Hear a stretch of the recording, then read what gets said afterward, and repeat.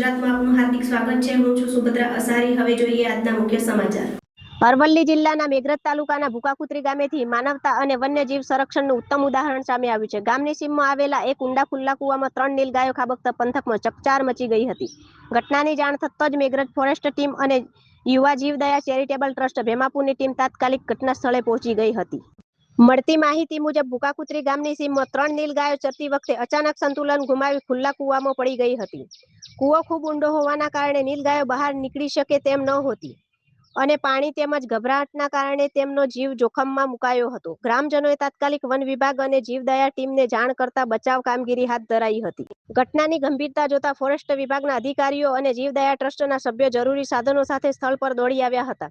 સ્થાનિક લોકોની મદદથી દોરડા અને ખાસ તકનીકનો ઉપયોગ કરી ભારે જહેમત બાદ ત્રણેય નીલગાયોને એક પછી એક સુરક્ષિત રીતે કૂવામાંથી બહાર કાઢવામાં આવી હતી। રેસ્ક્યુ ઓપરેશન દરમિયાન ટીમે કલાકો સુધી સતત મહેનત કરી હતી। કૂવામાંથી બહાર કાઢ્યા બાદ વન વિભાગ દ્વારા ત્રણેય નીલગાયોની પ્રાથમિક તપાસ કરવામાં આવી હતી। તમામ નીલગાયો સ્વસ્થ જણાતા તેમને સુરક્ષિત જંગલ વિસ્તારમાં મુક્ત કરવામાં આવી હતી।